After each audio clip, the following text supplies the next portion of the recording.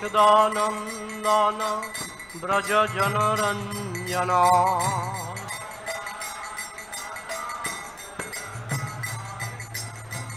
যশোদানন্দন ব্রজ জনরঞ্জন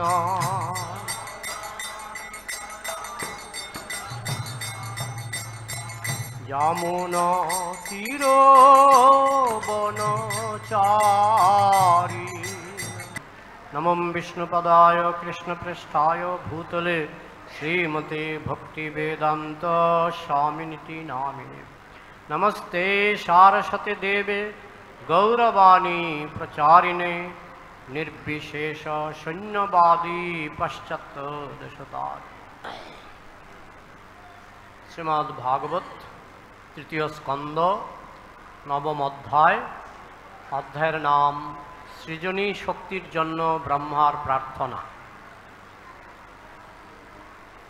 22 নম্বর শ্লোক। স্বয়ং সমস্ত জগতাং সূর্যদেব আত্মা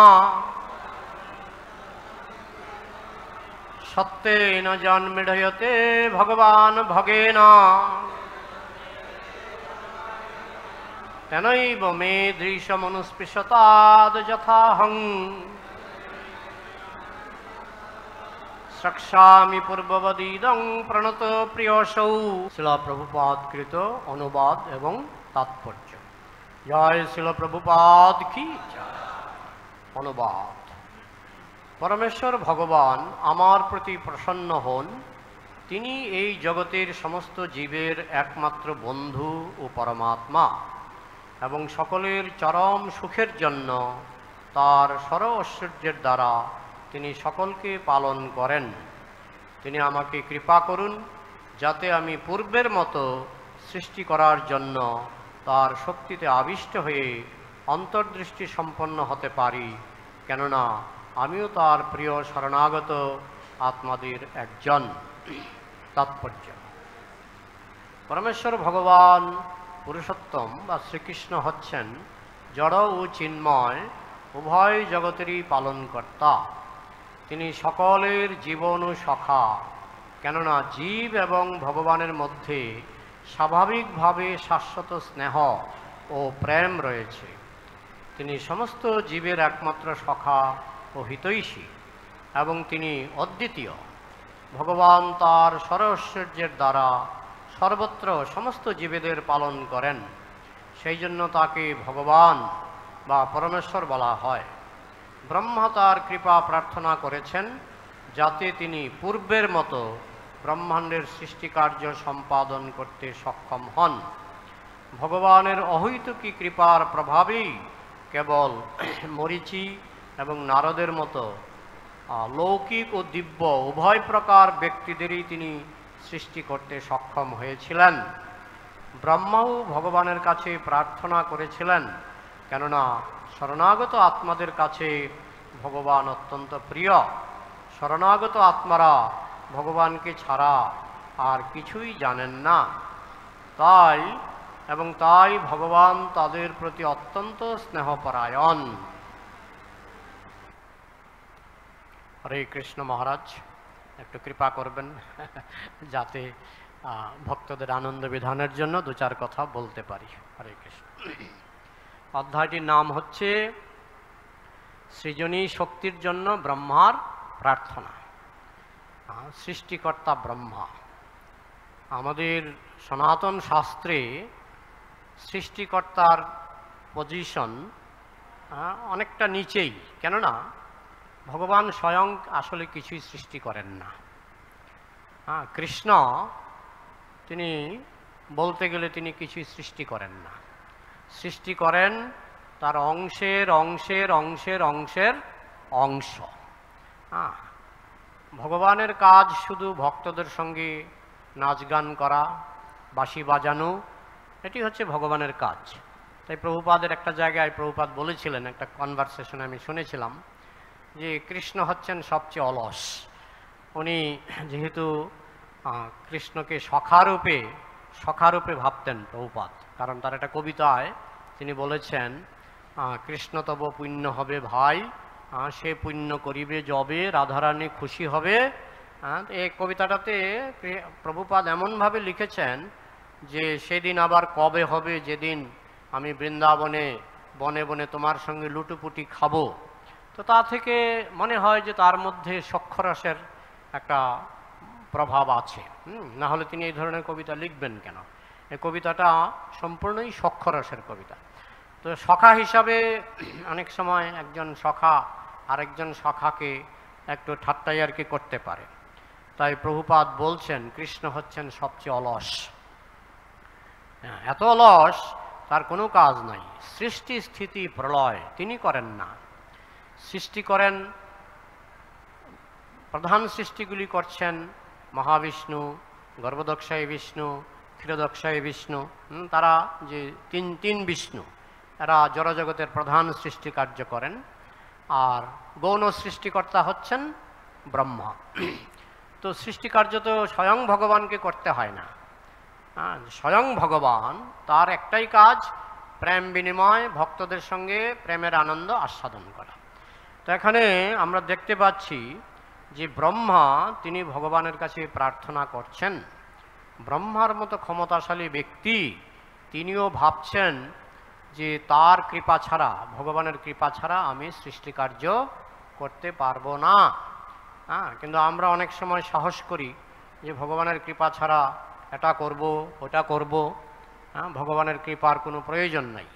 কিন্তু ব্রহ্মার মতো ব্যক্তি, যার শক্তির কোনো সীমা নাই বলতে গেলে, ঈশ্বর সমান, ঈশ্বরের শক্তি ব্রহ্মা, ঈশ্বর সমান, চৈতন্য ভাগবত বলা হয়েছে, তার শক্তি প্রচণ্ড। কিন্তু তিনিও কৃষ্ণের কাছে প্রার্থনা করছেন। তিনি যখন হৃদয়ে কৃষ্ণকে দর্শন করলেন, তিনি কৃষ্ণের কাছে প্রার্থনা করছেন যে আমি যেন সৃষ্টি কাজটা পূর্বের মতো, এখানে বলা হচ্ছে পূর্ববৎ। পূর্ববৎ মানে আগের মতো। আগের মতো বলতে এখানে যেটুকু বোঝা যাচ্ছে যে এটি হচ্ছে আংশিক সৃষ্টি। কারণ ব্রহ্মা তো 12 ঘন্টা পরে পরে ঘুমান। ব্রহ্মা যখন ঘুমিয়ে পড়েন তখন স্বর্গলোক থেকে শুরু করে অতল বিতল, তলাতল, রসাতল, মহাতল, পাতাল সবই তো তখন প্রলয়ের জলে ডুবে যায়। তো এই সৃষ্টিটার কথা বলা হচ্ছে, কারণ না হলে পূর্ববৎ কথাটা কেন বলবেন? বেশিরভাগ ব্রহ্মাই তারা মানে ব্রহ্মাণ্ডের যখন পূর্ণ প্রলয় হয় তখন তারা ভগবানের ধামে ফিরে যায়, প্রধানত বৈকুণ্ঠে ফিরে যায়। তো এখানে ব্রহ্মা বলছেন আমি যেন পূর্বের মতো সৃষ্টি করতে পারি। তার মানে তার আগের সৃষ্টির অভিজ্ঞতা আছে। তিনি যে আগে সৃষ্টি করেছেন সেই অভিজ্ঞতা তার আছে। এছাড়াও তিনি যে প্রথম সৃষ্টি করেছিলেন তখন তো মহান মহান মুনি ঋষিদেরও সৃষ্টি করেছিলেন।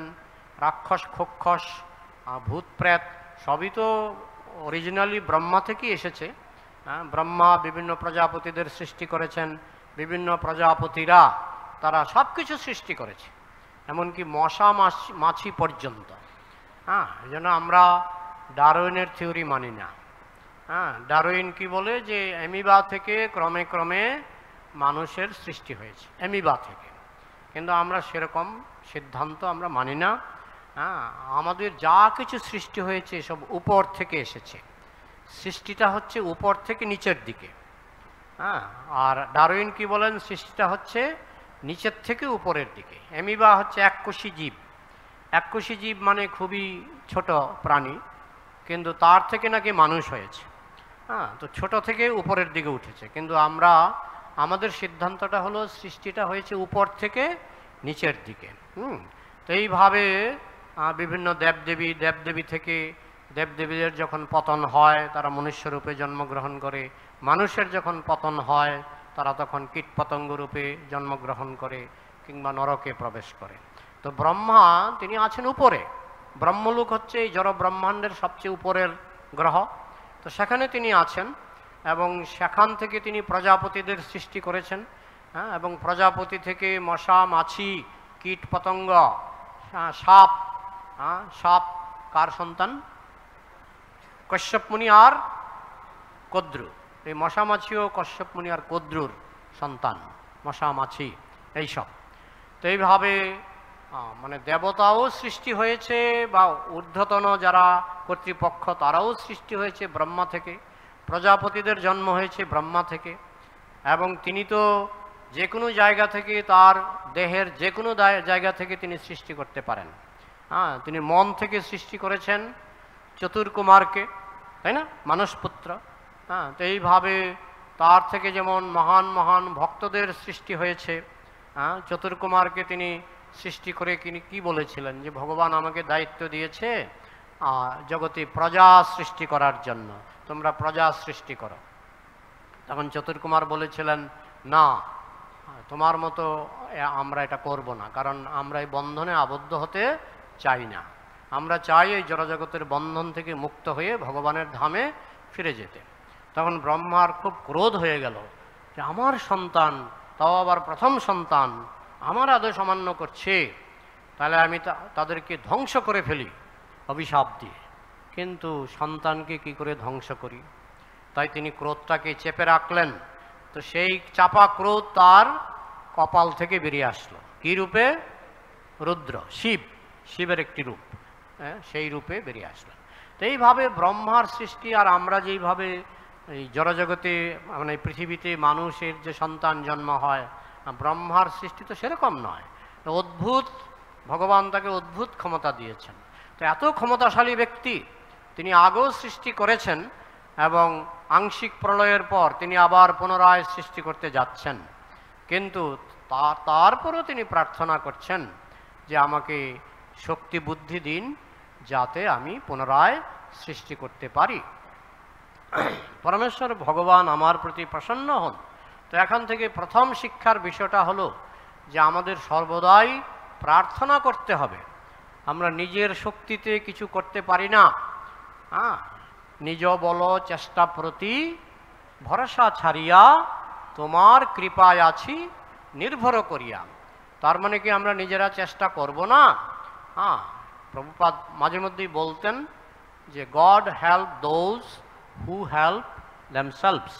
ভগবান তাদেরই সাহায্য করেন যারা নিজেদেরকে সাহায্য করেন। কথাটা ঠিক, কিন্তু নিজেদেরকে সাহায্য করতে গিয়ে যদি আমি মনে করি আমার সাহায্যটাই সব কিছু, আমি যে নিজেকে সাহায্য করলাম সেই জন্যই আমি সাফল্যমণ্ডিত হলাম, এটা কোনো মতেই ভাবা উচিত নয়। ভগবানের কৃপা ছাড়া কিছু হবে না। তো আমি চেষ্টা করব, চেষ্টা করার কথা কৃষ্ণ বলেছেন, কর্মণি বাধিকারস্তে, কর্মে তোমার অধিকার আছে, কিন্তু সাফল্য তোমার হাতে নয়, সাফল্য কৃষ্ণের কৃপা। কৃষ্ণ যদি কৃপা করেন তাহলে আমরা সফল হব, কৃষ্ণ যদি কৃপা না করেন তাহলে আমরা যতই পারদর্শী হই না কেন আমরা পারবো না। এই জন্য বলা হচ্ছে কথঞ্চিন স্মিতে যস্মিন দুষ্করং সুকরং ভবেত বিস্মিতে বিপরীতং স্যাৎ শ্রী চৈতন্যং নমামিতম। যাকে স্মরণ করলে সবচেয়ে কঠিন কাজ সবচেয়ে সহজ হয়ে যায়, আর যাকে ভুলে গেলে সবচেয়ে সহজ কাজ সবচেয়ে কঠিন হয়ে যায়, আমি সেই শ্রী চৈতন্য মহাপ্রভুকে প্রণাম করি। এই জন্য আমাদের সবসময় মনে রাখতে হবে যে আমাদের জীবনে প্রার্থনা একটা অতি গুরুত্বপূর্ণ ব্যাপার। ব্রহ্মা আমাদের মহাজন, স্বয়ম্ভু নারদ শম্ভু। স্বয়ম্ভু মানে ব্রহ্মা। মহাজনের 12 জন মহাজনের যে তালিকা, তার মধ্যে প্রথমেই হচ্ছে ব্রহ্মার নাম, তাই না? স্বয়ম্ভু, তিনি একজন মহাজন। তিনি আমাদের যে গুরু পরম্পরা, আমাদের গুরু পরম্পরার নাম কি? ব্রাহ্ম মাধ্য গৌড়ীয় সম্প্রদায়। ব্রাহ্ম কথাটা এসছে ব্রহ্মা থেকে। তো তিনি আমাদের অত্যন্ত পূজনীয় ব্যক্তি। তিনি যে শিক্ষাটা দিচ্ছেন যে সবসময় আমাদের প্রার্থনার মধ্যে থাকতে হবে। শিল প্রভুপাদ প্রার্থনা করতেন যে আমাকে যেন মায়া স্পর্শ না করে। তো ভক্তরা নাকি প্রশ্ন করেছিলেন, আপনি তো শুদ্ধ বৈষ্ণব, আপনার তো মায়া স্পর্শ করার কোনো প্রশ্নই ওঠে না। বলে আমি যেহেতু প্রার্থনা করি সেই জন্য মায়া আমাকে স্পর্শ করবে না, কিন্তু আমি যদি প্রার্থনা ছেড়ে দিই তাহলে আমাকেও স্পর্শ করতে পারে। তার মানে কি সবাই আমাদেরকে শিক্ষা দিচ্ছেন, আমাদের পরম্পরার মধ্যে সবাই আমাদেরকে শিক্ষা দিচ্ছেন আমরা যেন প্রার্থনার মধ্যে মগ্ন থাকি। প্রার্থনা আবার অনেক সময় আমরা প্রার্থনাকে প্রার্থনা বলে চিনতে পারি না। আমরা তো প্রার্থনা করতে পারি, হে ভগবান ন ধনং ন জনং ন সুন্দরিং, এগুলিকে আমরা বুঝতে পারি, এগুলি প্রার্থনা, বুঝতে পারি তো। কিন্তু কিছু প্রার্থনা আছে আমরা চিনতে পারি না। হ্যাঁ, মনে করুন আমার কিছু একটা খারাপ বাসনা হলো, একটা খারাপ বাসনা হলো, হ্যাঁ, সে ভক্ত হোক অভক্ত হোক, খারাপ বাসনা জাগে, সেই খারাপ বাসনাটা কিন্তু প্রার্থনা। আমাদের যে খারাপ বাসনা এটা কিন্তু প্রার্থনা। হ্যাঁ, এখন একজন হয়তো পুরুষ একজন নারীকে দেখে আকৃষ্ট হলো, তো কৃষ্ণ তো পরমাত্মা রূপে হৃদয়ে বসে আছেন, তিনি কিন্তু সেটা নোট ডাউন করেন, তিনি সেটা নোট ডাউন করেন এবং তিনি এটাকে একটা প্রার্থনা হিসাবে গ্রহণ করেন, যেটা তোমার প্রার্থনা। বেশিরভাগ ক্ষেত্রে কৃষ্ণ সেই প্রার্থনাগুলি পূরণ করার ব্যবস্থা করেন, কিন্তু বিশেষ ভক্তের ক্ষেত্রে ভগবান সেই প্রার্থনাগুলি পূরণ করতে চান না। কি শ্লোকটা? আমি বিজ্ঞ এই মূর্খে বিষয় কেন দেব, সচরণামৃত দিয়া বিষয় ভোলাইব। ভগবান জানেন এটা সে প্রার্থনা করছে। হ্যাঁ, অনেক সময় আমরা প্রার্থনা করছি ন ধনং ন জনং ন সুন্দরিং, কিন্তু মনের ভিতরে বাসনা করছি ধনং দেহি জনং দেহি সুন্দরিং দেহি, ঠিক না? তো ভগবান এখন দেখেন দুটো প্রার্থনা, তার প্রার্থনা দুটো, একটা বলছে ন ধনং ন জনং, আরেকটা বলছে ধনং দেহি জনং দেহি। কোথায়? সেটা তার মনে, সেটা তার মনে। তো ভগবান এখন মেপে দেখেন যে কোন প্রার্থনাটার জোর বেশি। যদি দেখেন যে বিষয়ের প্রতি যে তার বাসনা, এই বাসনাটাও একটা প্রার্থনা, সেই প্রার্থনাটার জোর বেশি, তখন ভগবান কিন্তু সেটা পূরণ করে দিতে পারেন এবং করেন। কিন্তু ভগবান যখন দেখেন যে একজন উন্নত ভক্ত, তার দু রকমের প্রার্থনাই আসছে, জড় প্রার্থনাও মানে জড় বাসনা তার মনে আসছে, আবার ভক্তির প্রার্থনাও তার আসছে, তো ভগবান তখন দেখেন না তার ভক্তির প্রার্থনাটা খুব জোরালো, ভক্তির প্রার্থনাটার শক্তি বেশি, তখন ভগবান তার ভক্তির প্রার্থনা পূরণ করে দেন। তার যে জড় বাসনা বা জড় প্রার্থনা, যেটাকে আমরা বাসনা বলে চালিয়ে দিই, সেটা কিন্তু একটা প্রার্থনা, সেটা আমাদের বুঝতে হবে। যেটা ভগবানের নাম হচ্ছে বাঞ্ছাকল্পতরু। আমরা যখনই কোনো জড় প্রার্থনা করি বা জড় বাসনা করি, সেটাও কিন্তু একটা প্রার্থনা। এবং ভগবান দেখেন যে ভক্তের মনের মধ্যে দুই রকমের প্রার্থনা আছে, কোন প্রার্থনার জোর বেশি। যদি দেখেন জড় প্রার্থনার জোর বেশি, ভগবান অনেক সময় জড় প্রার্থনা পূরণ করে দেন। আর যদি দেখেন যে না, তার দুই রকমের প্রার্থনা থাকলেও তার ভক্তিমূলক প্রার্থনার জোর বেশি, তখন ভগবান তার ভক্তিমূলক প্রার্থনা পূরণ করে দেন। অনেক সময় জড় প্রার্থনাকে ক্যান্সেল করে দেন, জড় প্রার্থনা যাতে তার পূরণ না হয়। হ্যাঁ, আমি বিজ্ঞ এই মূর্খে বিষয় কেন দেব, এটা ভগবান সবার সঙ্গে করেন না। এই যে ডিলিংসটা, এটা কাঁচা ভক্তের সঙ্গে করেন না, এটা যারা খুব পরিপক্ক ভক্ত, ভক্তিমার্গে অনেক উপরে উঠে গেছে, ভগবান এই বিশেষ কৃপাটা করে থাকেন। তো যাই হোক, আমাদের জীবনটা হচ্ছে প্রার্থনাময়। প্রার্থনা ছাড়া এমনকি ব্রহ্মার মতো ব্যক্তিও কিছু করতে অক্ষম। কিন্তু মুশকিল হচ্ছে আমরা যখন প্রার্থনা করি, ভগবান তার নাম হচ্ছে বাঞ্ছাকল্পতরু, নিত্য নিত্যানাম চেতনশ্চেতনানাম एको বহুনাম যো বিদধাতি কামন। ভগবানই সমস্ত জীবের কামনা পূরণ করেন, তিনি সংখ্যায় একজন। আমরা ভাবতে পারি আমার কামনা তো বাবা পূরণ করছেন, আমার কামনা পলিটিক্যাল লিডার পূরণ করছেন, কই ভগবান কোথায় পূরণ করছেন?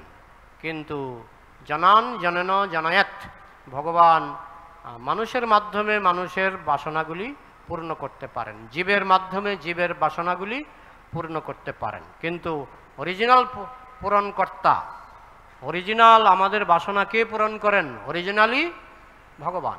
ভগবান যখন আপনার বাসনা পূরণ করবেন, তখন ভগবান কারো মাধ্যমে, এমন নয় যে ভগবানকে এসে হাতে কলমে আপনার বাসনা পূরণ করতে হবে, ভগবান কারো মাধ্যমে, এমনকি পশু পাখি, যে পাখির বাচ্চাগুলি খাওয়ার বাসনা থাকে, খিদে থাকে, চিচি চিচি করে, তখন মা পাখি কি করে? খাবার নিয়ে আসে, বাচ্চাকে দেয়। আমরা বলতে পারি যে মার কৃপায় বাচ্চাগুলি বেঁচে আছে, কিন্তু আমাদের বুঝতে হবে এই মার কৃপাটা হচ্ছে কৃষ্ণ কৃপার অংশ। এই যে পাখির মা যে খাবারটা নিয়ে আসছে, তার অন্তরে যে করুণা, বাচ্চার প্রতি দয়া, সেটা কিন্তু কৃষ্ণের দয়ার অংশ। কৃষ্ণের দয়াটাই মার মাধ্যমে, বাবার মাধ্যমে, বিভিন্ন লোকের মাধ্যমে কৃষ্ণের দয়াটাই ছড়িয়ে পড়েছে। কিন্তু আমরা যেহেতু বুঝতে পারি না, আমরা মনে করি তার দয়া এটা হলো, তার দয়া এটা হলো, কিন্তু আসলে সব কিছুই হচ্ছে কৃষ্ণের দয়া। কৃষ্ণ যখন দয়া করবেন দেখবেন শতলোক আপনার পেছনে দৌড়াবে আপনাকে সাহায্য করার জন্য। আর কৃষ্ণ যখন দয়া করবে না, তখন দেখবেন আপনি আবেদন করেও, ভিক্ষা করেও ভিক্ষা পাচ্ছেন না। এই জন্য আমাদের বুঝতে হবে যে মূল দয়াটা আসছে কৃষ্ণের কাছ থেকে। তো এটা আমরা ভুলে যাই। কারো হয়তো স্বাস্থ্য খুব ভালো, আমি ভালো স্বাস্থ্য কামনা করেছিলাম, কখনো না কখনো আমি ভালো স্বাস্থ্য কামনা করেছিলাম, কিন্তু সেই ভালো স্বাস্থ্য পাওয়ার পর আমি ভগবানকে ভুলে যাই। যিনি আমাকে ভালো স্বাস্থ্যটা দিলেন আমি তাকে ভুলে যাই। তো যার ফলে কি হয়, ভগবান আবার সেটাকে উইথড্র করেন।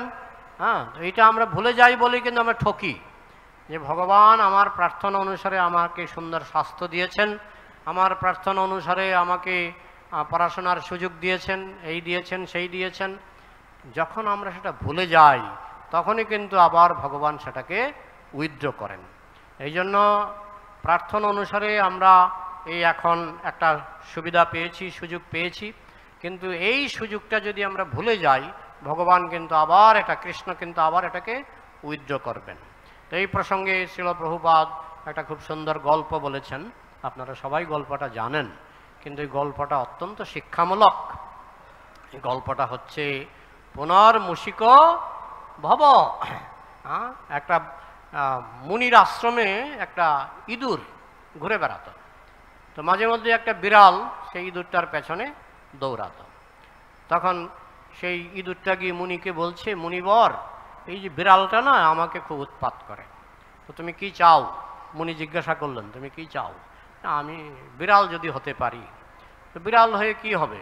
না না, বিড়াল হলে ইঁদুর, মানে আমি এখন ইঁদুর আছি বলে বিড়াল আমাকে উৎপাত করছে, কিন্তু আমি যদি বিড়াল হয়ে যাই তাহলে আমার কোনো সমস্যা থাকবে না। তো যাই হোক, মুনি কৃপা করে ইঁদুরটাকে বিড়াল বানিয়ে দিলেন।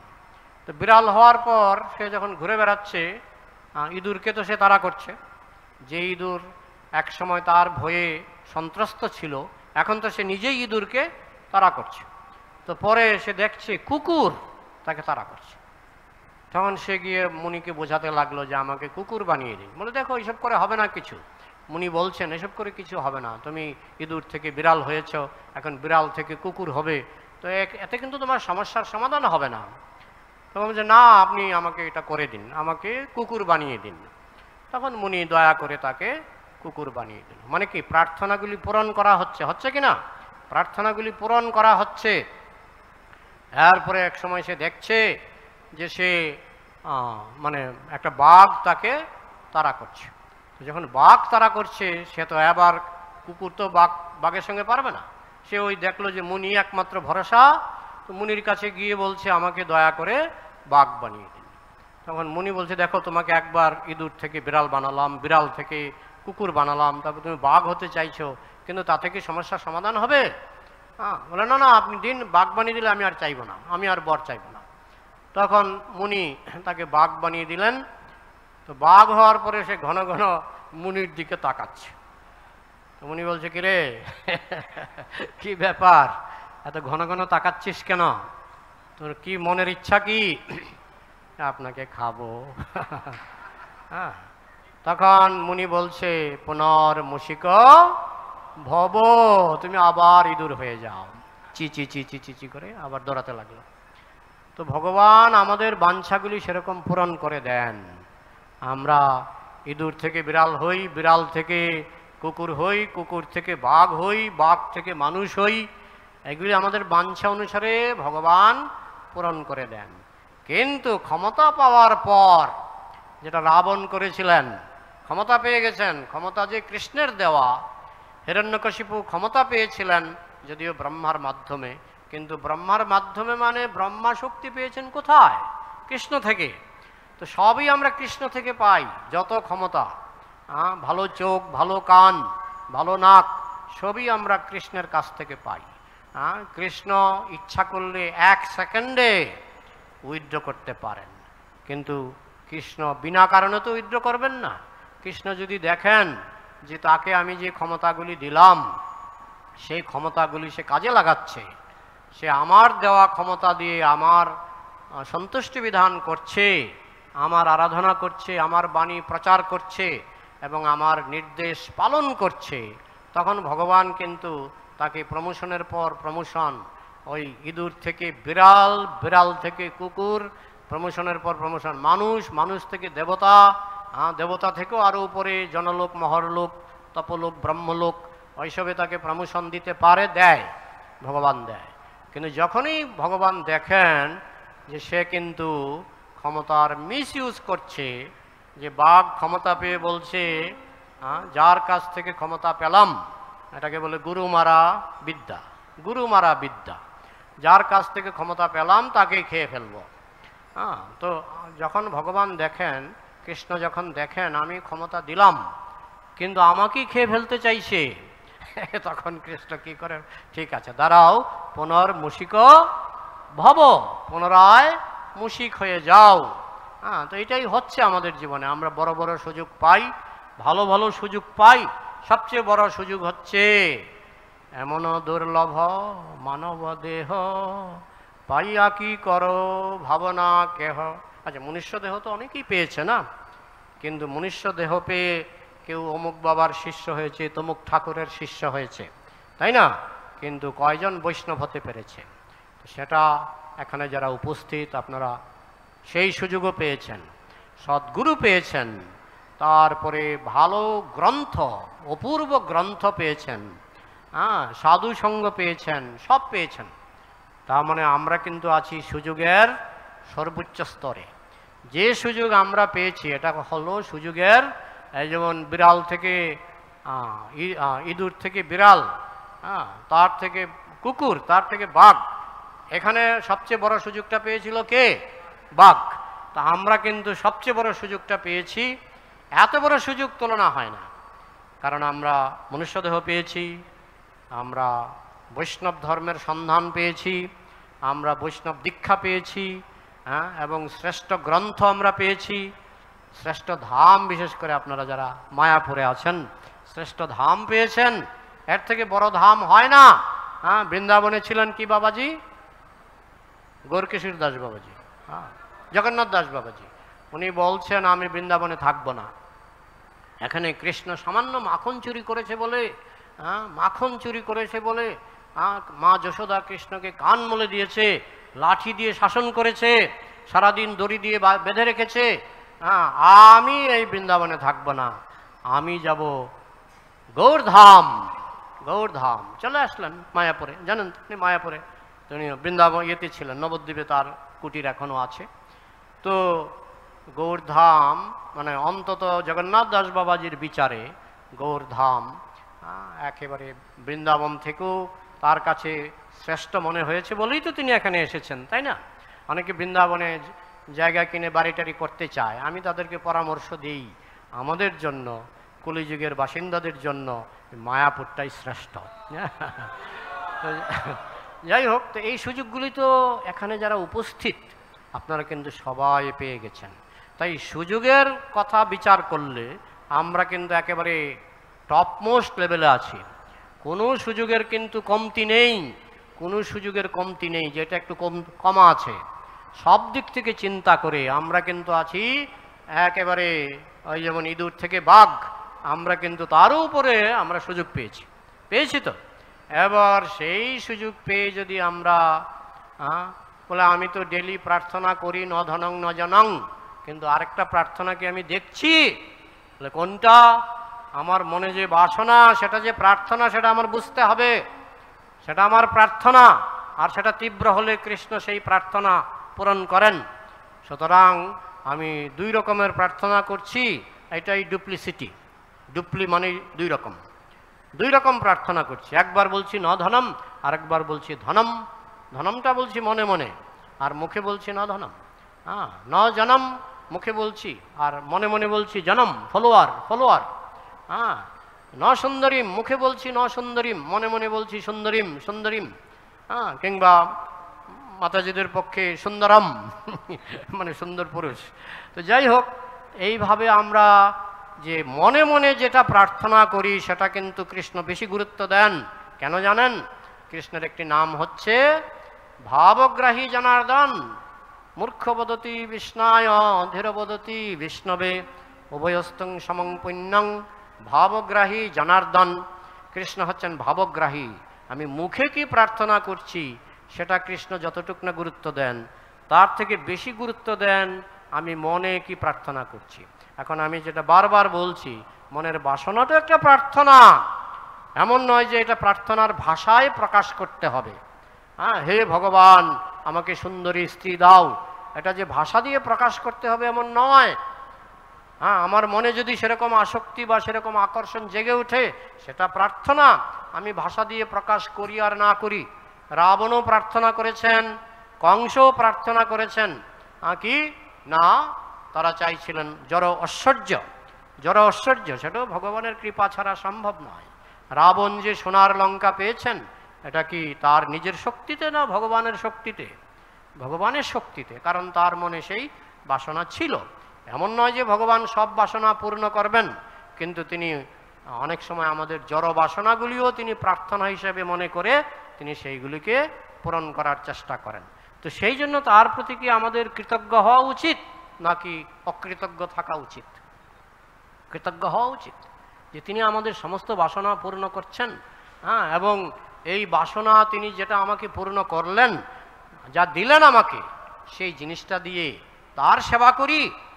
হ্যাঁ, ভগবানের দেখুন আমাদের সেবা ছাড়াও ভগবান চলতে পারে। হ্যাঁ, বাবা একটা বিস্কুট কিনে বাচ্চাকে দিল। হ্যাঁ, বাচ্চা বিস্কুটের প্যাকেটটা খুলে প্রথম বিস্কুটটা বাবার মুখে গুজে দিল। আচ্ছা, এরকম বিস্কুট বাবা এক বস্তা কিনতে পারে, তাই না? বাবা ইচ্ছা করলে, ধনী বাবা ইচ্ছা করলে এরকম বিস্কুট এক বস্তা কিনে নিয়ে আসতে পারে।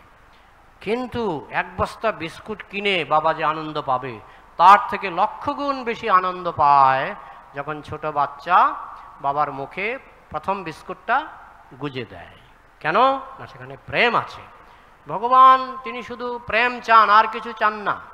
হ্যাঁ, তিনি ভক্তদের প্রেম দেন এবং ভক্তদের কাছ থেকেও প্রেম প্রত্যাশা করেন। হ্যাঁ, এই চতুর্কুমারকে ভগবান বলেছিলেন যে আমি ভগবান, কেননা ভক্তরা আমাকে কৃপা করে। আমি ভগবান যেহেতু ভক্তদের কৃপায় আমি পুষ্ট, আমি সর্বশক্তিমান, কেননা ভক্তরা আমাকে কৃপা করছে। দেখুন, ভগবান তিনি মনে করেন যে তিনি ভক্তদের কৃপায় ভগবান। কথা এটা ভগবানের বিনয়, এটা যেন আমরা আবার মিসইউজ না করি। কিন্তু ভগবান এরকম ভাবেন যে ভক্তদের কৃপায় আমি সর্বশক্তিমান, ভক্তদের কৃপায় আমি এইসব করতে পারছি। হ্যাঁ, মানে ভগবান মনে করেন আমি ভক্তদের কৃপায় আমি ভগবান হয়ে আছি। তার মানে তিনি কত বিনীত। তাহলে আমাদের কতটুকু বিনীত হওয়া উচিত? আমাদের কতটুকু বিনীত হওয়া উচিত? যা কিছু করছি ভগবানের কৃপায়, সেটা যখন আমরা ভুলে যাই, ওই পুনর্মূষিক ভবের মতো বাঘ হয়ে যদি আমরা ভগবানকেই খেয়ে ফেলতে চাই, মানুষ হয়ে যদি আমরা ভগবানকেই বুড়ো আঙ্গুল দেখাই, ভগবান আবার এক সেকেন্ডে নিয়ে নিতে পারেন সব কিছু। এবং আমরা দেখি চোখের সামনে, চোখের সামনে মানুষ যখন হাসপাতালে ভর্তি হয়, আমরা দেখি কি করে ভগবান তার দেওয়া ক্ষমতা নিয়ে নিচ্ছেন, তাই না?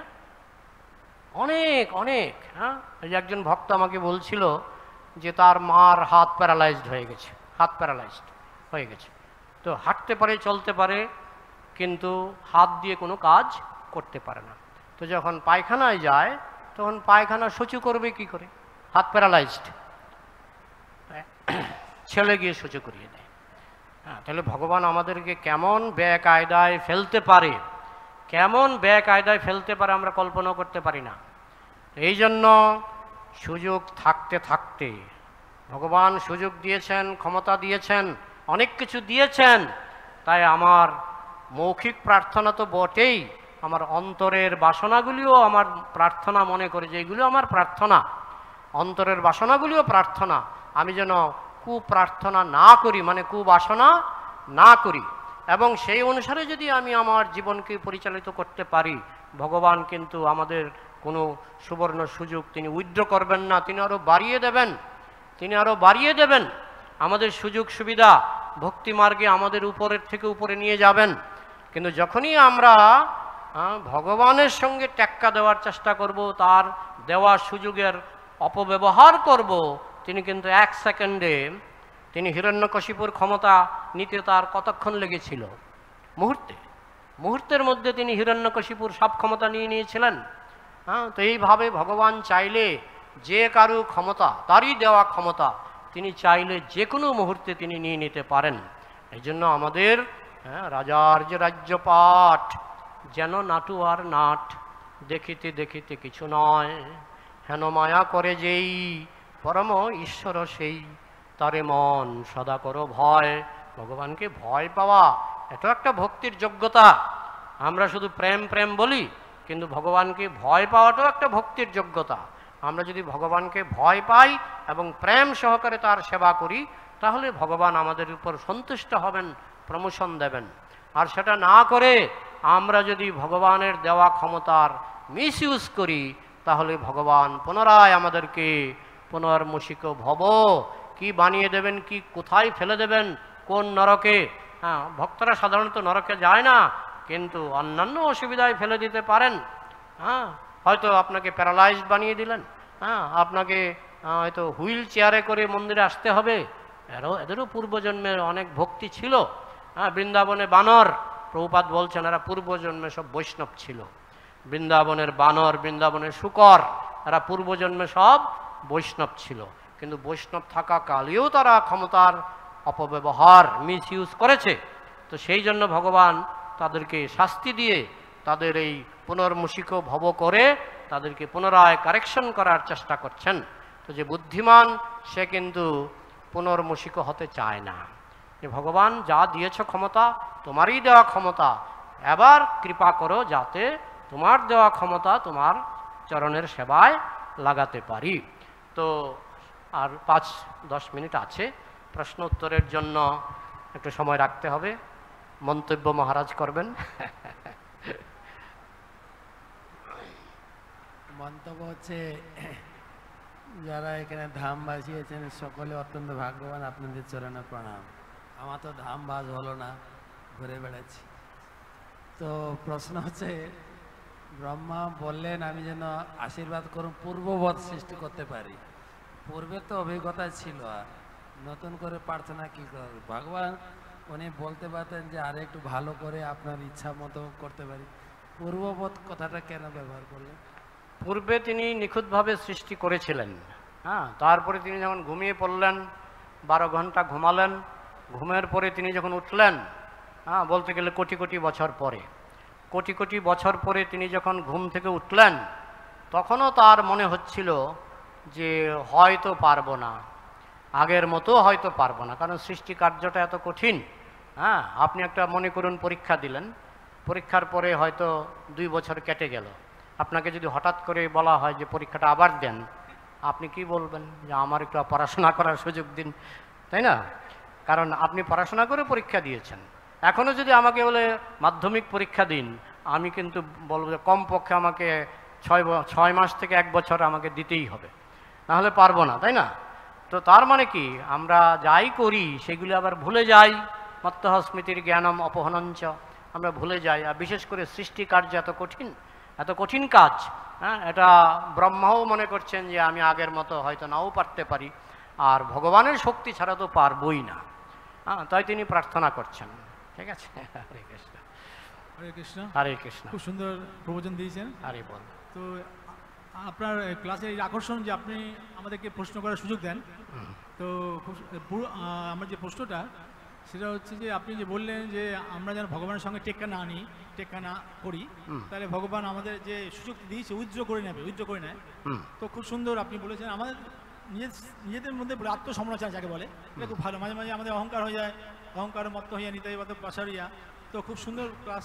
আমি বলছি যে পূর্ববর্তী শ্লোকে যে বর্ণনা করা হয়েছে যে অনেকে মনে করে ভগবানের নিদ্রা মানে আমাদের মতন যোগ নিদ্রা আমরা মনে করি, ভগবান নিদ্রা যান, নেতি করে যারা অন্য সম্প্রদায়, যারা মায়াবাদী সম্প্রদায়, তারা ভগবান তাদের শক্তি দিয়েছে, কিন্তু তারা শক্তিটা মিসইউজ করছে, করে এমন অপপ্রচার করছে, ভগবান জনসাধারণকে ভগবত বিমুখ করে দিচ্ছে। এই যে তারা করছে অনেক সম্প্রদায়, তো ভগবান তাদের কি করবেন? কি করছেন তারা সুন্দরভাবে বজায় রাখছে। সেটা প্রভুপাদ একটা সুন্দর গল্প বলেছেন যে একজনের কণ্ঠ ছিল অত্যন্ত সুমধুর, খুব সুন্দর কণ্ঠ, হয় কিশোর কুমার বা ওই রকম, বুঝেছেন? তো সে বলতো ভগবান নেই, আমি ভগবানকে মানি না। কণ্ঠটা আবার খুব সুন্দর। কে দিল এই সুন্দর কণ্ঠ? ভগবান দিল। তো সেই কণ্ঠে সে বলছে আমি ভগবানকে মানি না। এই গল্পটা প্রভুপাদ বলেছেন। তখন এক সময় তার একটা রোগ হলো, রোগে মানে কণ্ঠটা নষ্ট হয়ে গেল, বোবা হয়ে গেল। তখন যারা তাকে চেনে তারা তার সঙ্গে ঠাট্টা করতে, এই ভগবান আছে, ভগবানকে মানো, এই ভগবান মানো, ভগবানকে মানো। মানে কি হয়েছে? সে আর বলতে পারছে না যে আমি ভগবানকে মানি না। ঠিক তেমনি মায়াবাদীদের এই দশাই হবে। ভগবান এমন একটা বেকায়দায় ফেলবেন যে মায়াবাদগিরি ছুটে যাবে। বোঝা গেল? ঠিক আছে প্রভু? আর কি আকর্ষক নিমাই বলুন। তো আমার প্রশ্নটা হচ্ছে, আপনি বললেন যে যারা জড় বাসনা এবং মনের ভিতরে এক বাসনা আর মনের বাইরের বাসনা, তো যেটা বেশি শক্তিশালী হবে ভগবান সেটা পূরণ করবে। তো ধ্রুব মহারাজ যখন ভগবানকে দর্শন পেলেন তার মধ্যে জড় বাসনা ছিল। কার? ধ্রুব মহারাজ। ধ্রুব মহারাজ, হ্যাঁ। তো ভগবান যখন সামনে আসলেন তখন তার মধ্যে তীব্র বাসনা ছিল যে ভগবানের কাছে ফিরে ভগবানের সেবা করবে, এই জড় জগতে আধিপত্য সে করবে না। কিন্তু তাও ভগবান তার জড় বাসনাটাই পূর্ণ করেছিলেন প্রথমে। না, সেগুলি কোনো ক্ষতি নেই। যখন ভগবান ভক্তের উপর সন্তুষ্ট হয়ে তার জড় বাসনা পূর্ণ করে দেন, কিন্তু একটা কন্ডিশন যে তার ভক্তিটা নষ্ট হবে না। যখন ভগবান অভক্তের রাবণের জড় বাসনা পূর্ণ করেন তখন তার ভক্তি নষ্ট হয়ে যায়। কিন্তু ভগবান যখন ভক্তের জড় বাসনা পূর্ণ করেন তার ভক্তি, ধ্রুব মহারাজ বলছিলেন যে আপনি যে বরটা দিচ্ছেন এতে তো আমার ভক্তি নষ্ট হতে পারে। তখন নারায়ণ তাকে মানে কথা দিয়েছিলেন, না, তোমার ভক্তি নষ্ট হবে না। তো ভগবান যখন দায়িত্ব নিয়ে কারো জড় বাসনা পূর্ণ করেন ভক্তের, এবং ভগবান এমনভাবে পূর্ণ করেন যে তার মানে ভক্তি জীবন নষ্ট হবে না। সেভাবেই তো যুধিষ্ঠির মহারাজ রাজা হয়েছিলেন। তারপরে যে ভগবানের বন্ধু সুদামা বিপ্র, তিনিও জড়বস্তু চাইতেন না, কারণ তার একটা ভয় ছিল যে এই সমস্ত জড় বিষয় পেলে আমার ভক্তিটা নষ্ট হয়ে যাবে। কিন্তু তাকে জড় বিষয়ও দিলেন, ভক্তিও দিলেন। এগুলি ভগবান দায়িত্ব নিয়ে করেন। যখন দেখেন যে জড় বিষয় দিলে তার ভক্তি নষ্ট হবে না।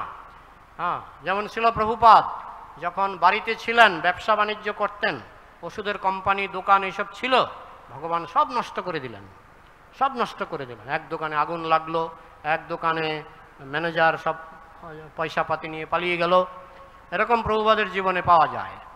তো ভগবান কিন্তু তার পয়সা নষ্ট করলেন।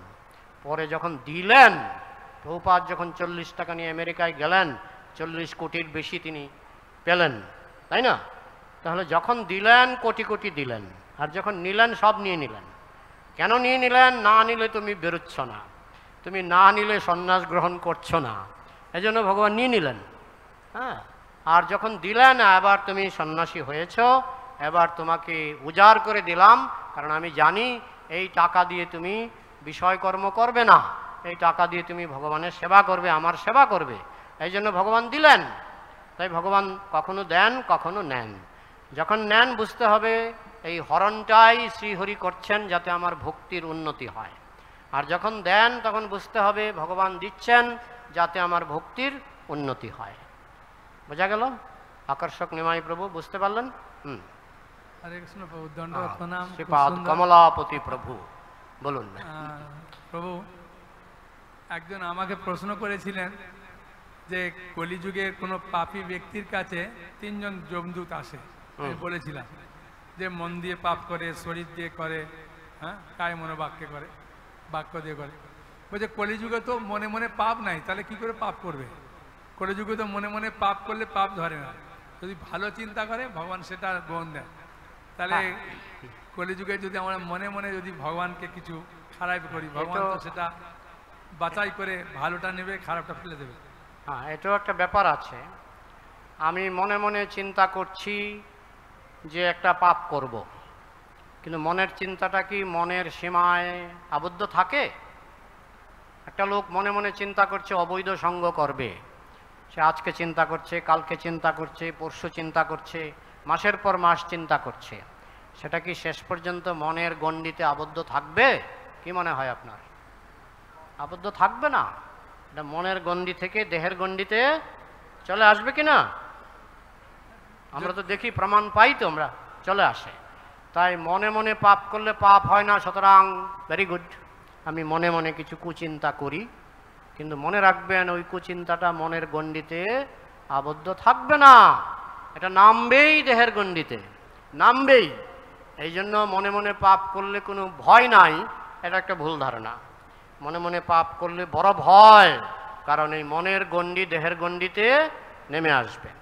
আর আরেকটা কথা হলো, 3 জন যমদূত আসছে, কেউ মনের পাপের জন্য, কিন্তু শাস্তির সময় সেটা বিচার করবেন চিত্রগুপ্ত যমরাজ, যে মনের পাপগুলি 3 জন গিয়েছে বলেই যে 3 জন তাকে মনের শাস্তিও দিয়ে দেবেন এমন নয়। মনে যদি হালকা পাপ কেউ করে তাহলে সেটা যমদূত তাকে নিয়ে যাবে, কিন্তু শাস্তি দেওয়ার মালিক তো চিত্রগুপ্ত আর যমরাজ, তাই না? তারা বলবে এই শাস্তি হবে, তো তারা হিসাবের সময় মনের হিসাবটা বাদ দিয়ে দেবে। বোঝা গেল? হ্যাঁ, যেটা আমি বললাম যে মনের গণ্ডিতে পাপ বন্দি হয়ে থাকবে না, সেটা কিন্তু মন ফেটে দেহে চলে আসবে। আপনি ব্যাপারটা বুঝতে পারলেন তো প্রভু? হ্যাঁ, এই জন্যই আমরা এটা উৎসাহিত করি না যে কলিযুগে মনে মনে পাপ করলে কোনো ভয় নেই, ভালো ভয় আছে, কারণ মনে যা চিন্তা করবে তাই দেহে আসবে। মনে যদি একজন চিন্তা করে লোকটাকে আমি খুন করব, খুন করব, খুন করব, সে 1 মাস চিন্তা করে, 1 মাসের শেষে খুন করেই ফেলে সে, তাই না? তো মনের পাপটা মনে আটকা থাকে না। বোঝা গেল? হরে কৃষ্ণ। তাহলে সময় তো শেষ। এরপরে যদি কারো প্রশ্ন থাকে আমি ব্যাসাসন থেকে নামার পরে আমাকে প্রশ্ন করতে পারবেন। তো অসংখ্য ধন্যবাদ মহারাজকে এবং সমস্ত সিনিয়র ভক্তদের আমাকে উৎসাহিত করার জন্য আপনারা এসেছেন। অসংখ্য ধন্যবাদ, আমি আপনাদের কাছে কৃতজ্ঞ। হরে কৃষ্ণ।